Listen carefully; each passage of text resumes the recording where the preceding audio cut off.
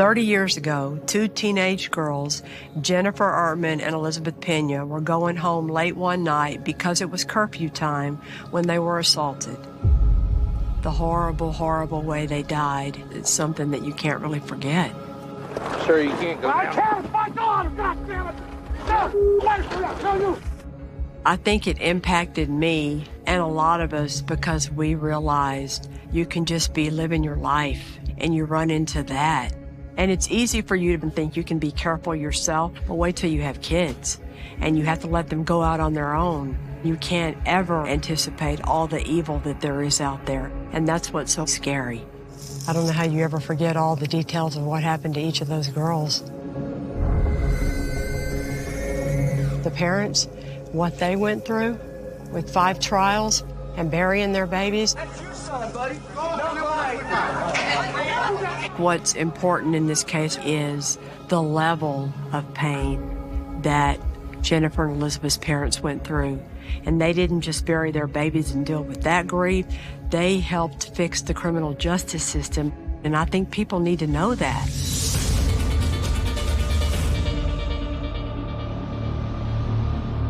Safe haven, can't seem to find you.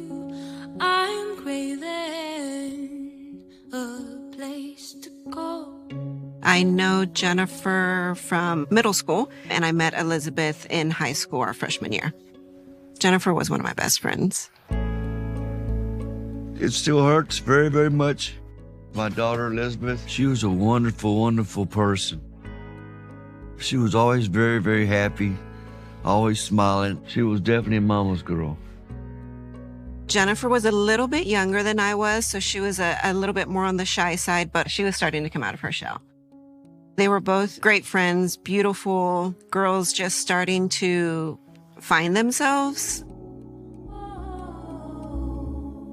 The summer of 1993, we had just ended our freshman year, and we were enjoying our summer.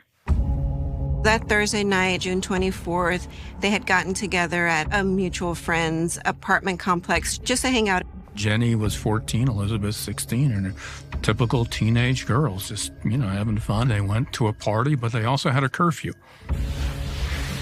And when it became closer to the curfew hours, they kind of looked at their watch and went, oh, we better go.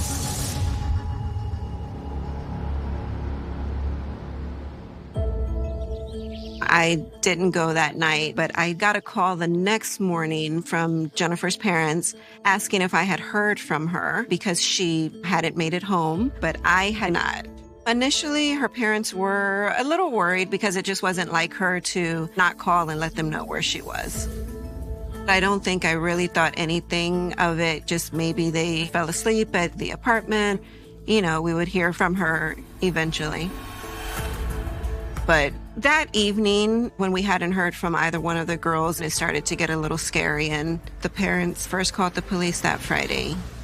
1993, HPD handled around 600 murders a year, and Harris County handled around 600 murders a year. It's the same DA's office, so we had both of their murders combined, plus all the other law enforcement agencies that we had to deal with. So when the story first came out, probably we all thought, oh, they're just off doing something silly, and maybe they'll still come home. All you could do back then was simply report it to the police, and a lot of times they would just hope that the missing persons would show up. We just started passing out flyers at local convenience stores and businesses, even door to door in the neighborhood, and no one had seen them. The anxiety was definitely building. The perception was in the beginning that they were runaways. The Ertmans and Peñas, they knew that they weren't, quote, runaways. This was something wrong.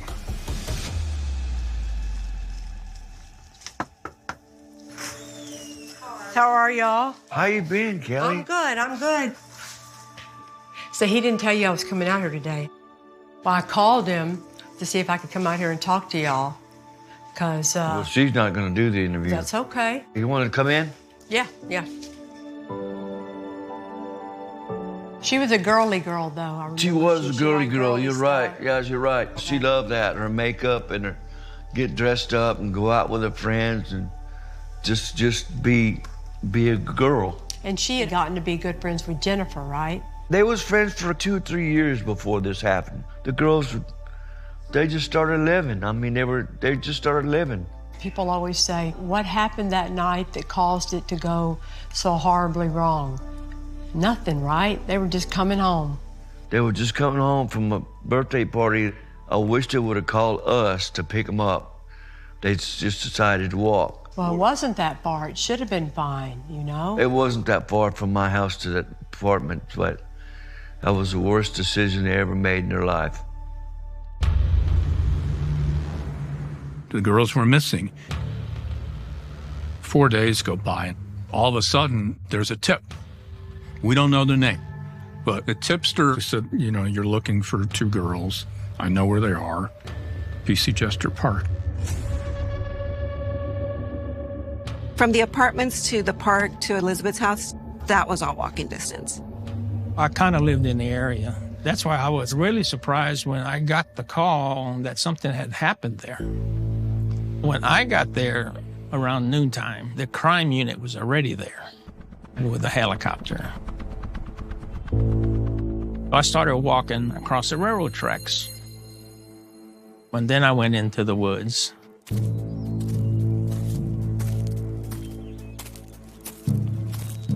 And that first thing I noticed were some feet and some legs. There are 2 bodies that were partially nude, but I really couldn't tell till I got close that they were females. That's the first time I'd ever seen anything like that. It's always hot in Houston in the summer, and the bodies were so badly decomposed, it wasn't easy to just identify them from viewing them. It looked like there were small little animals all over her like maggots. It was just awful. I still think about it, and I can still see the pictures in my head.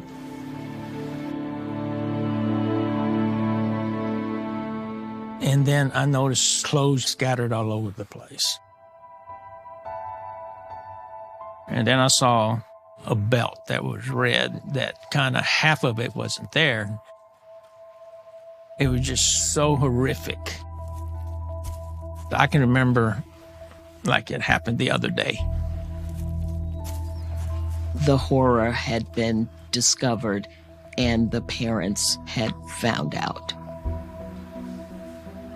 There's a crowd around, and Randy Ertman just broke through that crowd. Sir, you can't go I down. can't! It's my daughter, goddammit! No! Wait for that! No, you! You watch that video of Randy running down that hill screaming, and the cops holding him back because they knew he didn't need to see what was inside those trees. And then you hear him say, "Does she have blonde hair?" Blonde hair? Is she blonde hair? You can just hear the raw pain in his voice that day. It breaks your heart. The bodies were taken to the medical examiner's office to see what injuries specifically they had, what the cause of death was. The police department then began to try to figure out who was responsible for this. That anonymous informant called Crime Stoppers first. And when you call Crime Stoppers, that's anonymous and can't be traced. That's to encourage people to call with information for the reward money. But when the Houston Police Department was looking for the bodies, initially they couldn't find them because they were looking in the wrong area. And then that anonymous informant called back to 911 to tell them you're looking in the wrong spot and where exactly to find the bodies in a clearer way. When you call 911, everybody knows that's not anonymous. You can be traced. You can't imagine sitting and listening to these people bragging and what they did to a 14 and 16-year-old girl. I was pretty shocked that there were that many people involved and nobody stepped up and tried to stop it.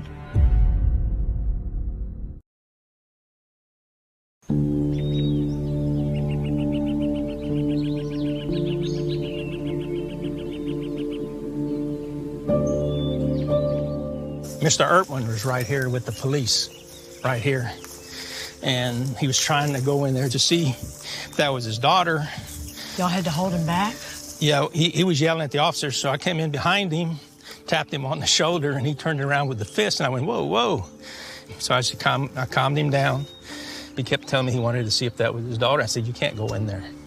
He didn't want to see that anyway. And I told him, I said, if you want to help, go get some dental records. Okay. And to me, that should have told him something. Yeah. You know. His entrance to the spot. 30 years later, everything's grown, but I could tell this was the entrance.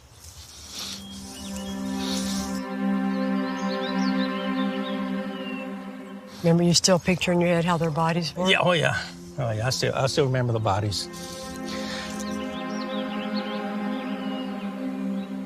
Now, I've seen a lot of bad pictures. Those were the worst I've ever seen. I don't know how you lived through that as a parent. Insects go for skin that's been damaged. The skin and the tissues around the neck and around their heads, they were just so damaged. And so formal identification was made through dental records. Murder was happening almost twice a day here, but this shocked everybody. People were afraid. Most of my classmates were scared to go out.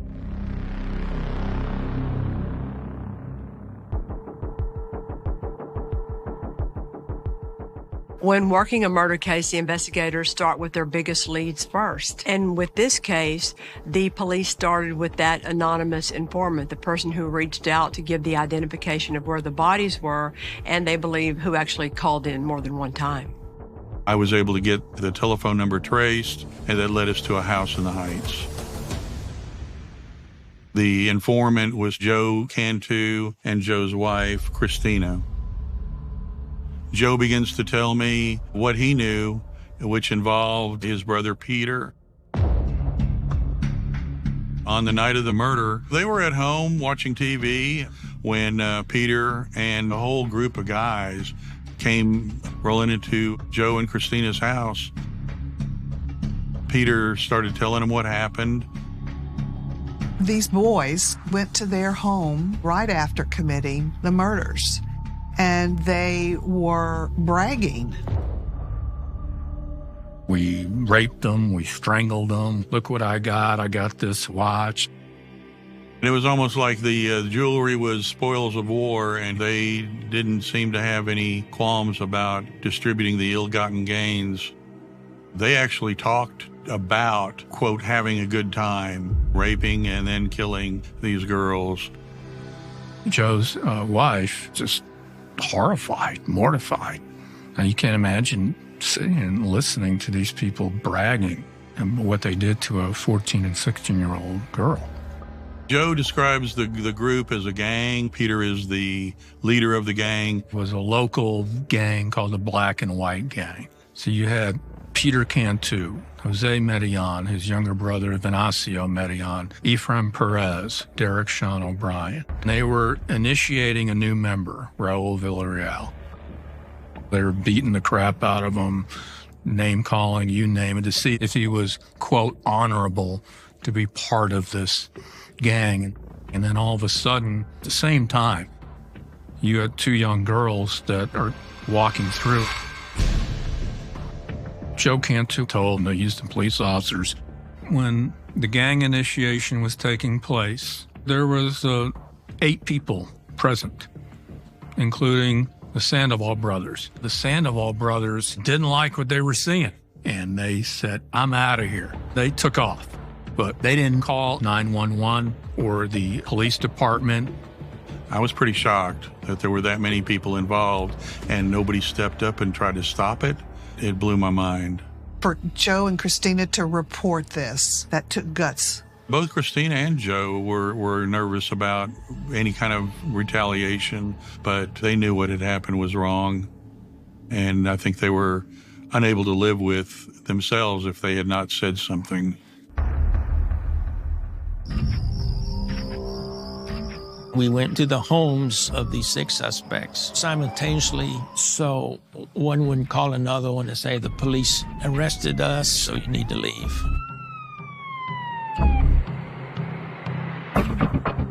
So my partner and I then went up to the Peter Cantu home. And the father, he opens the door. We asked him, where's Peter? And he pointed to his bedroom. We opened the door, and he was in the bed asleep. We kind of nudged him a little bit, said, hey, it's time to get up, you're under arrest. And then that's when I started noticing around the room, some of the objects that were stolen from the girls. Derek Sean O'Brien's apartment, coincidentally, is within walking distance to where the bodies were found. He tried to run out the back door and then was arrested. Derek O'Brien, in his room was a partial belt that was red that matched the belt I found in the woods. We ended up bringing everybody down to the homicide division where the interviews started taking place. Having the physical evidence that connects Derek Sean O'Brien and Peter Cantu to the girls' murders is wonderful. But you're going to want to make sure you have evidence that connects to everyone involved in the crime so you can get them all. These are the suspects. 18-year-old Jose Ernesto Medellin in the blue shirt, and the teen handcuffed with him is 17-year-old Efren Perez. Another suspect, 18-year-old Peter Cantu, tried to kick a reporter as he was escorted by detectives. I don't think that any of the defendants ever showed any kind of special level of remorse or even regret. But I think that we all agree that Peter Cantu was on a different level as far as mean. He was the leader of the gang.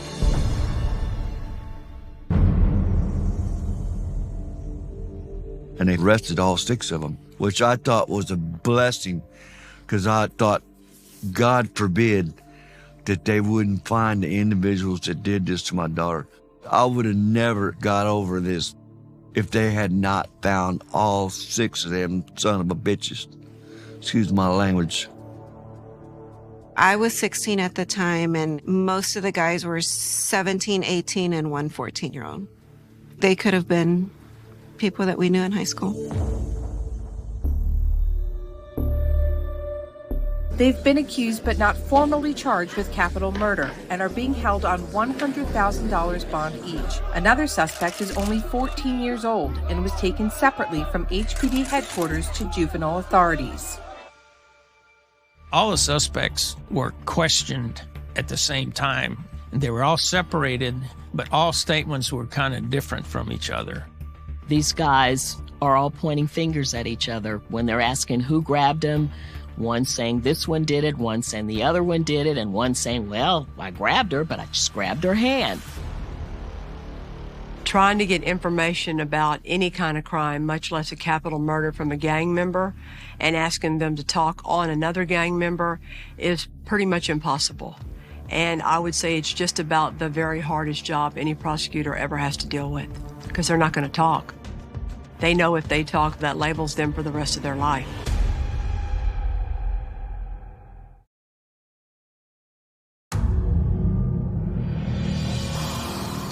The Houston Police Department arrested 6 defendants for the murders of Jennifer Ertman and Elizabeth Pena. Because none of the individual 6 defendants was coming all the way clean with what he did or with what anybody else did initially, the police department had to go at each of them strategically from different points of view, trying to figure out the details of what they all did as best they could.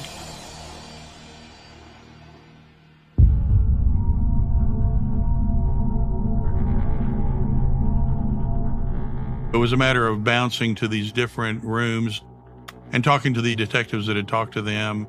As you start getting nuggets of information and using those pieces of information to elicit more of the truth, they start opening up a little bit. Everything I said in the written statement is true. The only thing that I did included that I participated in it also. Okay, can you explain how you participated? I raped both females. Okay. Along with everybody else that was there with me. Okay. I was also a participant in the act of strangling one of the females. No defendant ever tells everything about what they do. They always minimize. But then as HPD homicide went from room to room and told each other what the other ones admitted on their co-defendants, they were able to get more and more details out of each of them individually. According to the statements that these defendants gave, Elizabeth Pena was grabbed first, and Jennifer ran and could have gotten away but went back to help her friend. And then she was grabbed as well. And then they were taken down the hill where it was a wooded area, and that's where the assaults occurred. You say you were a participant in it. What did you do exactly? I was helping Sean strangle the white female. Okay, how did you help him? By holding her down. Okay, what was he using to strangle her? First they belt, then the belt broke, then a handkerchief. There was an ambivalent tone in a lot of what they were saying. It's kind of chilling when you listen to it. Then Joe came and he started choking him. With what? With a shoelace. Where'd he get the shoelace from? I don't know. Okay. Joe told me, here, you get this side. So I got that side. You grabbed the other side of the shoes. Was he trying to kill him? Yeah. Why? He didn't like no witnesses. It was like a raping frenzy, a killing frenzy. If you've ever watched National Geographic shows, what lions do to gazelles. The lions were the black and white gang. Jenny and Elizabeth were gazelles, and I'll just leave it to your imagination what happened to these two teenagers. They had to endure a lot of pain. It was very hard to hear, like how sick. It's devastating to me. Why would anybody that's not evil do something like that to a small child? You have to be evil. I don't know. I never understood how somebody standing there didn't say stop. Although these defendants point the fingers at each other. In Texas, we have what's called the law of parties. If you can prove that people acted together to commit a certain offense, they're jointly and severably liable for that offense. As they talk about it, you wouldn't call it graphic because they tell it so matter of fact. They kind of like that they're getting to talk about it. I just remember hearing it going, my God, a jury's going to hate you.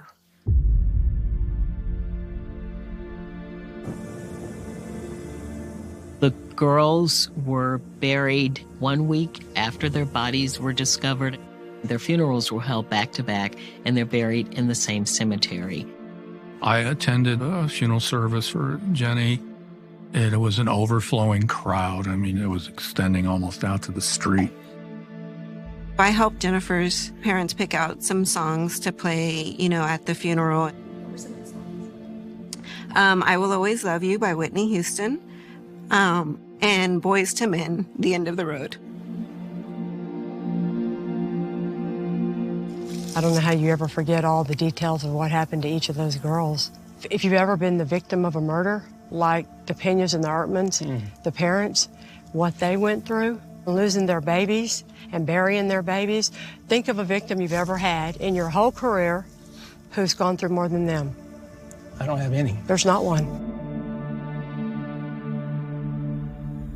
All 6 of these defendants were charged with capital murder. Clearly, there were different ways you could have charged them. You could have charged them as a double murder, capital murder, or as a sexual assault murder, capital murder, or as a robbery murder, capital murder. So any of those combinations of ways to file capital murder could have applied to all of these defendants. Ultimately, the elected DA made the final decision to seek the death penalty. Johnny Sutton was the first chair in Raul Villarreal's case because he was the chief of the court. He asked me to sit on the case with him because I had death penalty experience. My case was Efren Perez. When you have this many defendants, and there were 5 who were determined to be adults and 1 who was under 17 who would be processed as a juvenile. And so they're assigned to different courts. Everybody was with a different set of prosecutors that would handle that case. You had 5 different judges in charge of their individual defendants. We'd never had to deal with that before.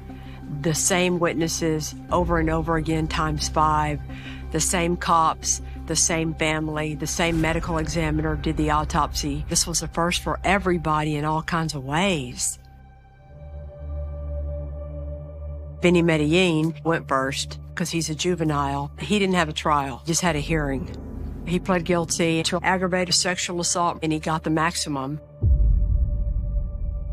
They took the life of our daughters today. Okay, they ought to take the life of this man too. Or, by the way, he's not even a man. He's a sick individual. Of course they're disappointed. How could they not be? They want their daughter back. He got life 40, a juvenile sentence, but he only got it one time. Remember, we have 2 victims and we have all different kinds of ways we could have filed capital murder. So they didn't file more than one, and they didn't try to stack them and make them consecutive sentences. If he will agree to testify truthfully and completely. I am very sorry for what happened. I lay awake every night and wish I had physically fought the other guys, even my brother, to protect them.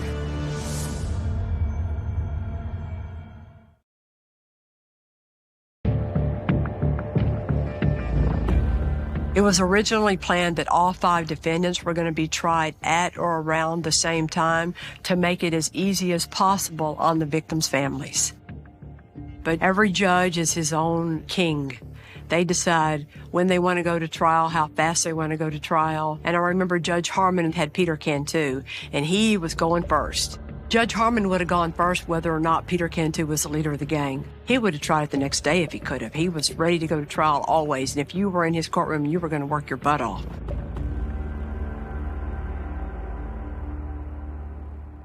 It was almost a circus-like atmosphere. And you had family, you had friends. I've never seen so many people in one courtroom. Peter Cantu is the leader of the gang. I think he was the reason everything happened. It was hard to be in the same room with him.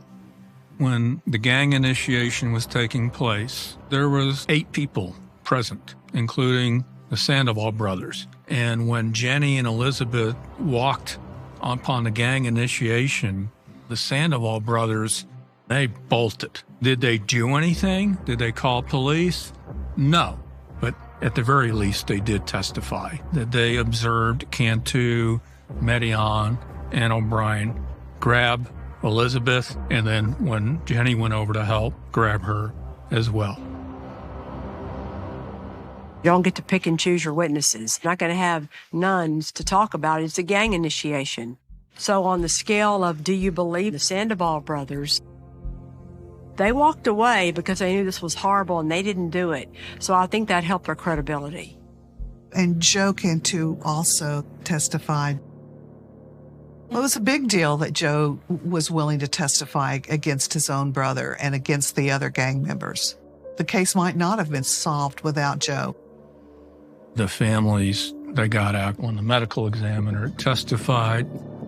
The details that the medical examiner needed to get into to fully describe what those girls suffered was going to be horrible to listen to. But the jury had to fully appreciate all that if they were going to be asked to decide ultimately, does Peter Cantu deserve life or does he deserve death? I'd never seen photos that disturbing. I remember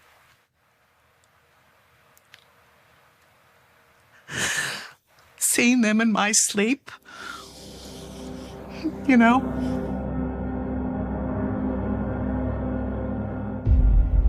The defense, they want to do right by their client and give him the kind of defense that he deserves. That being said, the defense didn't have a whole lot to work with, I'm afraid. The jury of 12 people unanimously found Peter Cantu guilty of capital murder. The guilty verdict, we knew was coming. The real issue was he going to get the ultimate sentence in the state of Texas, and that's the death penalty. At the end of the punishment phase was again unanimous that he should receive the death penalty. Please, no. We're in the hallway waiting, and Judge Harmon came up to me, and I'll never forget it. He goes, hey, what do you think if I allow Mr. Ehrman to say a few words? I think, Judge, he would love it. Before this trial, the Victims' Bill of Rights had been expanded to allow victims' family to give an impact statement, not before the jury, and it had nothing to do with what the sentence would be, but just to let them have the opportunity to speak out if they wanted to. We live for the day that you die. Hope you rot in hell.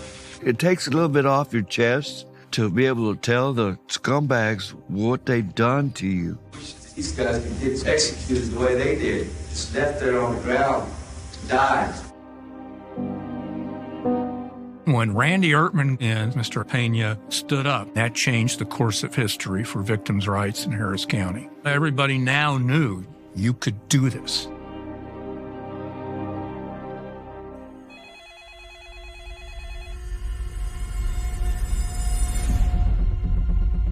Derek Sean O'Brien's trial was about to start when Joe Cantu called in again.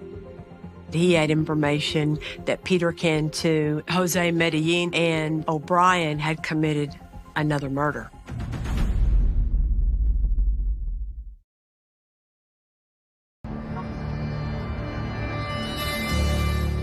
A few days before Derek Sean O'Brien was set to go to trial, Joe Cantu came forward again, this time with information linking Derek Sean O'Brien to the unsolved rape and murder of a woman in a park named Patricia Lopez. The police tell O'Brien's lawyer that Derek Sean O'Brien needs to provide his DNA for that investigation. Through the investigation, we learned that 6 months earlier, Jose Medellin, Peter Cantu, and Derek Sean O'Brien brutally raped, brutally murdered, disemboweled, and left in a public park. How could they do this to Jennifer and Elizabeth unless they've had some experience taking a life before? In the Patricia Lopez case, we did get some DNA that matched back to Jose Medellin, but it was a fingerprint on a beer can at the scene that matched Derek Sean O'Brien. When it becomes apparent that Derek Sean O'Brien took part in the murder of Patricia Lopez, that evidence is ultimately used in the punishment phase of Derek Sean O'Brien's trial for what he did to Jennifer and Elizabeth. Derek Sean O'Brien was convicted pretty quickly, and then they also assessed the death penalty.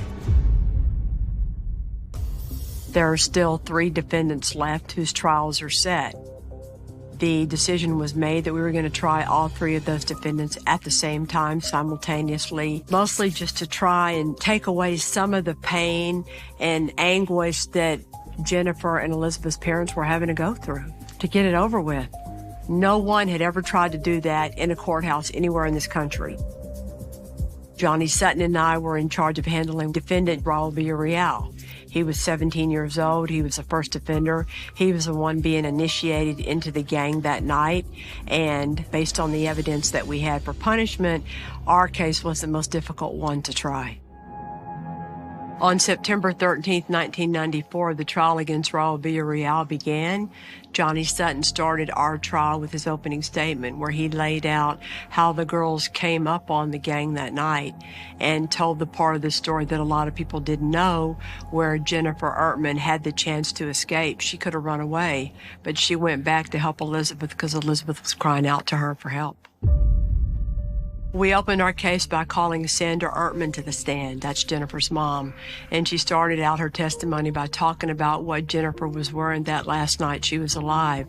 Her striped shirt, her baggy jeans, and her purple Converse tennis shoes, all clothes that her daddy had given her for graduation, which the jury got to see pictures of in the crime scene photos. Sandra also talked about the jewelry that Jennifer owned and had on that night, and that all was important and came into play because that jewelry was divided up like the spoils among the defendants and later recovered at some of their houses and apartments. The same witnesses testify at each trial. At Joe Cantu testified. You had the officers, you had the Sandoval brothers. Venancio Medellin testified against everyone except for his brother. I think I was in court for 3 days straight to testify in all 3 cases. Well, in my case, I had a very detailed statement from Efren Perez about what he did and what he saw other people do.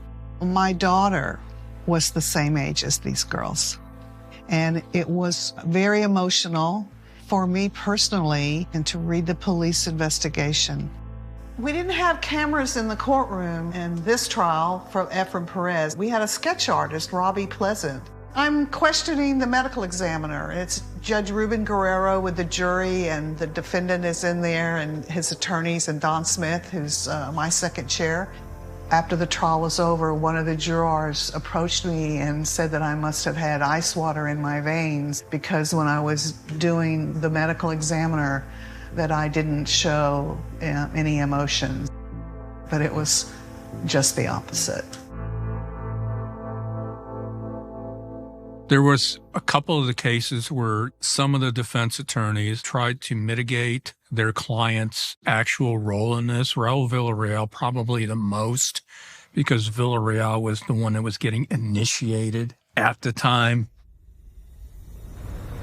What I said to the jury was, don't get caught up in comparing Raul Villarreal to Peter Cantu, because Raul Villarreal could have walked away. He could have stopped. He could have not participated. And you heard his statement, you heard his confession. Did he sound like he was sorry for what he did? So don't get caught up in trying to compare them to each other. That's not really the point. With the 3 trials going on at the same time, my case, there was a guilty verdict. And the other 2 cases, they were both found guilty, and the punishment phase begins. Raul Villarreal was only 17, and he didn't have a prior criminal history. We knew that going in, that was going to be the hard part of this case. Remember the opposite of that. He's just 17, and look what he's capable of doing already. He wanted to be a part of that gang. He wanted to be initiated that night. He chose to rape these 2 little girls that are screaming and crying, stop, stop, stop, and then stomp them with his boots and choke them out. And you think that just because he's 17, we're supposed to forget about that and give him a life sentence? What? Johnny and I gave our final arguments, and we were waiting for a verdict just like the other 2 courtrooms were. And none of us were sure what the verdicts were going to be. And the longer you wait, the more worried you get.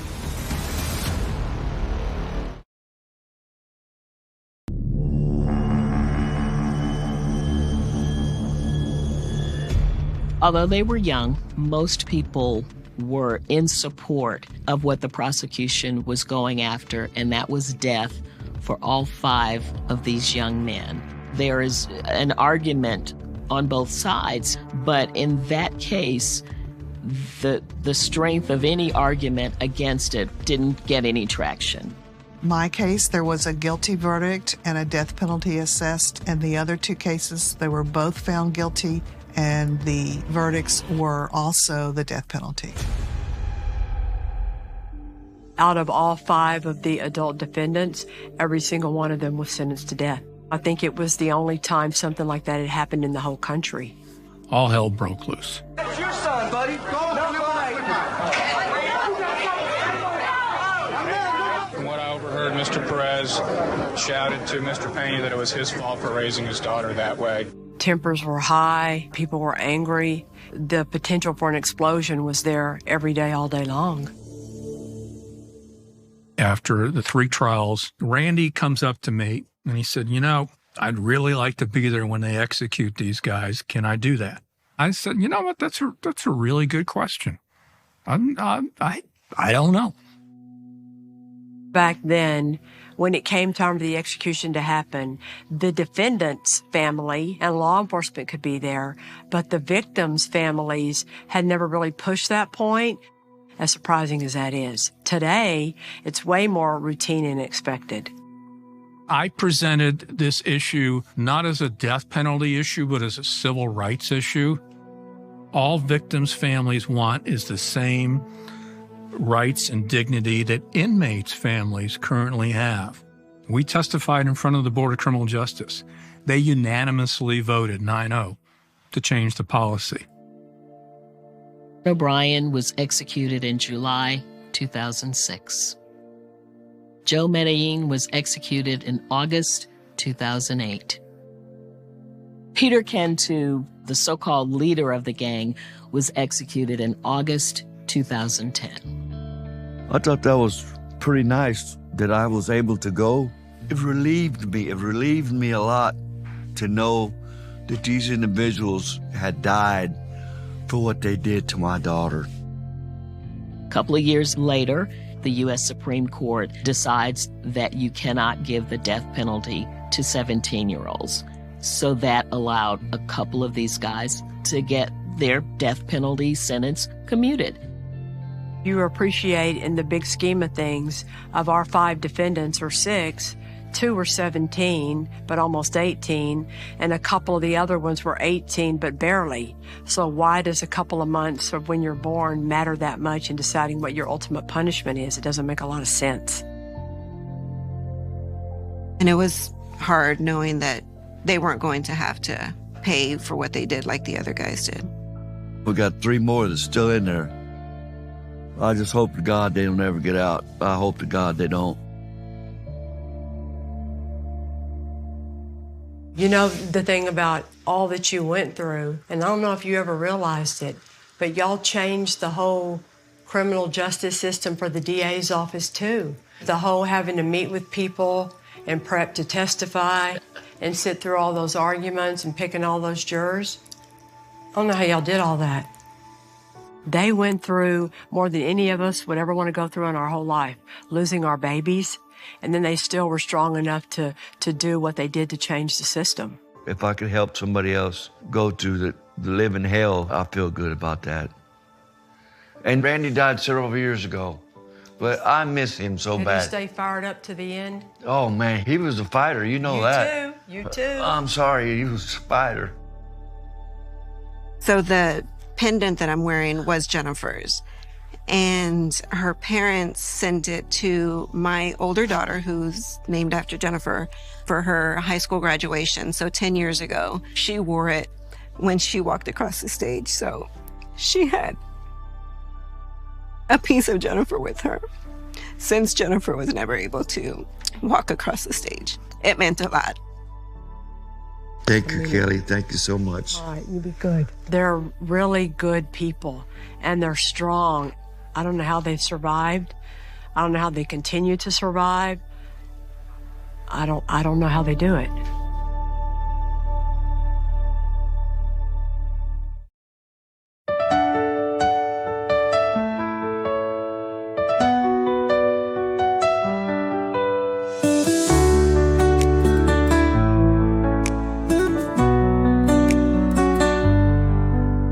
Saw you dancing in the twilight glow,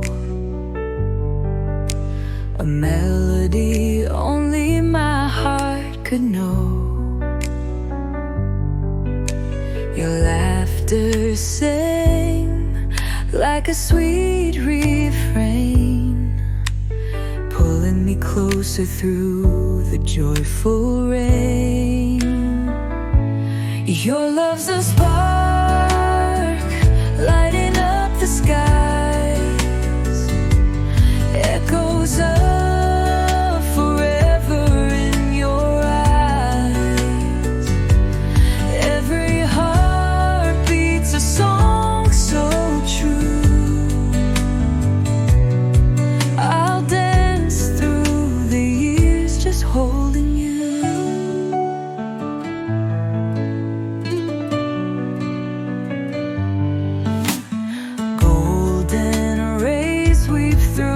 Soft embrace, the world fades behind your radiant face. A promise shines in the depths of your stare. Every moment with you feels beyond compare.